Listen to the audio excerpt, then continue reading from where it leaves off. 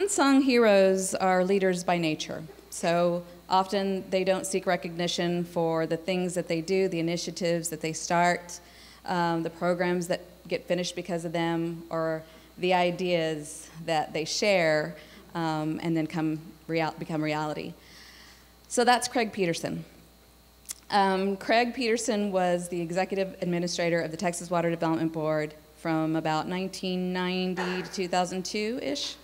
So about 11 years, and at that time he received many accolades, but the one thing people don't know him for is for his influence in GIS at the state.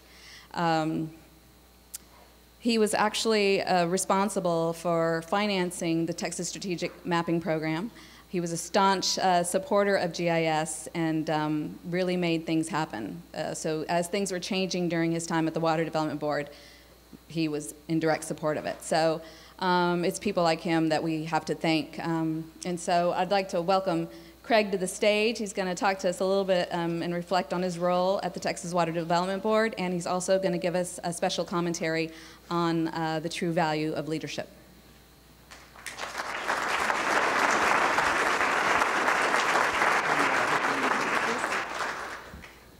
Well, I didn't know I was going to be a special guest speaker. I'm delighted to be here with you today and in support of this wonderful organization.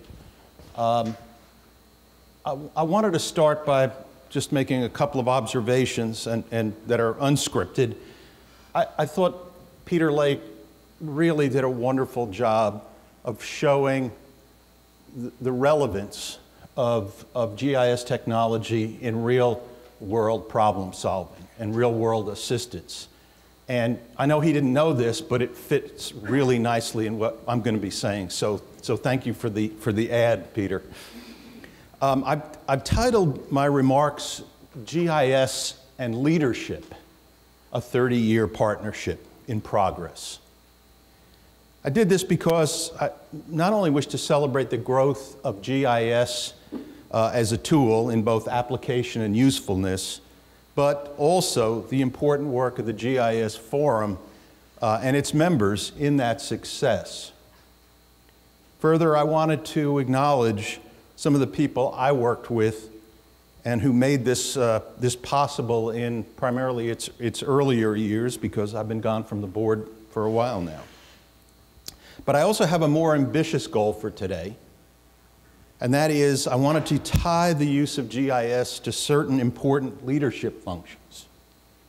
I hope to challenge all of you GIS professionals in the room to think a little bit about leadership, or think more about leadership, and to think about the place GIS systems have in leadership and your individual roles as leaders beyond your roles as technology experts.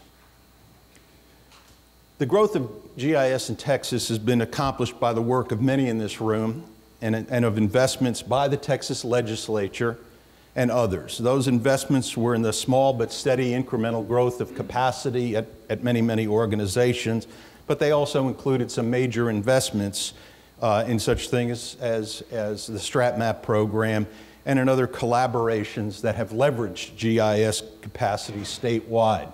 We really need to acknowledge the role of the Texas legislature in recognizing this and making those investments. We also have to recognize that the GIS Forum has been an integral part of that effort over the years. I'm pleased to have played a small part in all of those efforts from 1990 to 2002, both as a staff person at the GLO and as executive administrator of the Texas Water Development Board. The critical part of the success of these activities, of course, is because of the people involved. It takes many hands to make big things happen, and it takes strategic vision, technical understanding, practical politics, strong collaborations, and a lot of sweat equity. I've been honored to know and work with some special people in this field, and I wanted to acknowledge some of these folks, some of whom are here today, and some of the important ones that come to mind to me today are Charles Palmer, Miguel Pavón. Who would have thought when we started talking about a Borderlands data center, right? It would grow in the ways it has. Mehrdad Michael Mousavi, Roddy Seekins, Hugh Bender, Kim Ludicky, Sean Moran, Richard Wade, and Felicia Ritties. These are special people in my book, many of whom are my friends. For those of you I haven't mentioned, I merely offer my heartfelt thanks and I request your forgiveness because I'm sure I've left out some important people, and that's a function of my memory, not a function of your importance. At this point, I'd like to turn my remarks to the topic of leadership and GIS. These are natural things that go together very, very well, but only when we think about them in a certain way. First, let me set a little context for this. I have been an organizational leader in both the public and private sector, and I'm also part of a leadership program at the LBJ School of Public Affairs called the Executive Master in Public Leadership Program. It's a program that trains people to be senior leaders in the public and nonprofit sectors. Out of necessity and out of interest, this causes me to consider many aspects of leadership.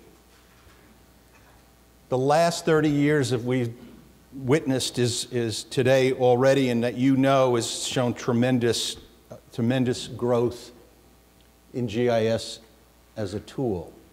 One of the essential functions of it, though, is that it conveys a complex array of information, helps us to understand that information.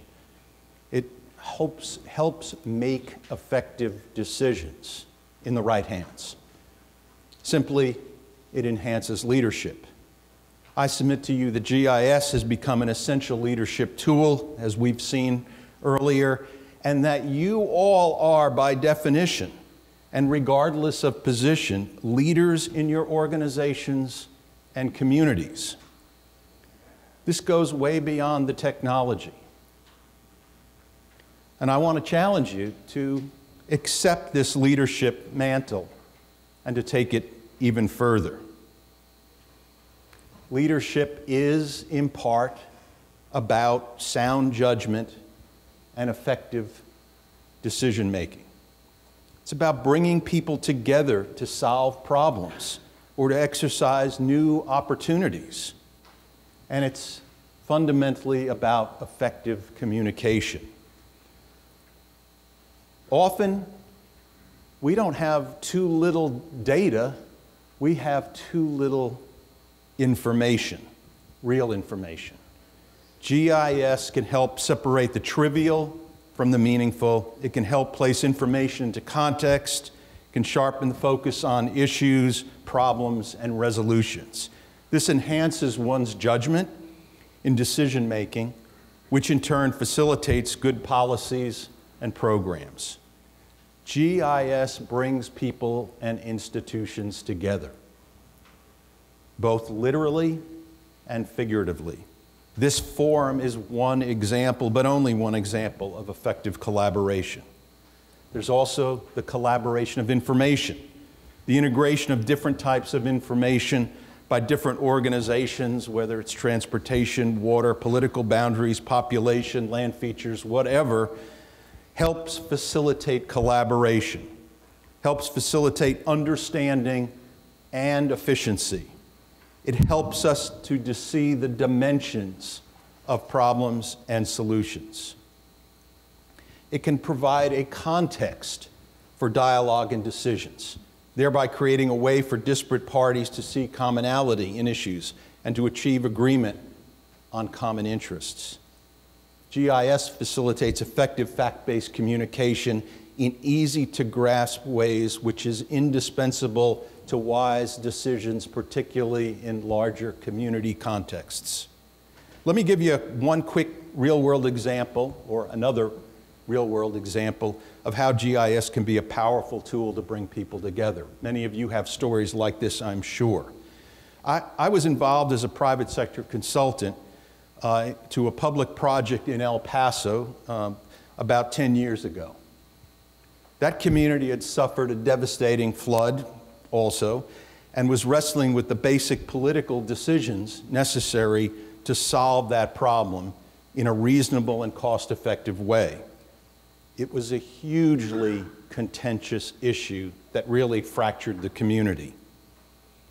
A community advisory group was set up to establish policy on going forward that included considerations in hydrology, engineering, finance, and of course, political decisions. GIS was an essential tool that helped the advisory group to see the issues clearly and in new ways. Flooding within specific areas of the community, population impacted, economic impacts, and various options for solving these problems and their costs. The choices were clarified, allowing for better decisions that this advisory group could support. A contentious issue that had divided the community was ultimately resolved with a unanimous vote of the advisory group around a set of solutions and policies and projects. GIS was a key part of that process. The tools and systems you develop and apply need to be at the service of leaders. You must think of yourselves, I submit, as leaders and in support of other leaders in solving challenges. This requires you to adopt a leadership mindset. Said another way, you must think like a leader in your approach to developing and adapting GIS tools and systems to the role that leaders must play in solving challenges. To do that, you must understand the complex calculus of effective leadership. This is more important than technology, or more than just technology leadership, although that is an awesomely important predicate. So I submit you must put yourself in the shoes of leaders who can use GIS and other tools to address the complex challenges that leadership requires in the 21st century. If you do this, you will be performing an essential service for the public and helping to make a significant and positive impact on our world. So in conclusion, I want to recognize the important work of the GIS Forum for many years and ask you to keep going and to do even more. I ask you to do this in part by thinking of your work as an essential leadership function in support of other leaders. We are all counting on you. Congratulations. Thank you for the work you do, and it's been a pleasure being with you today.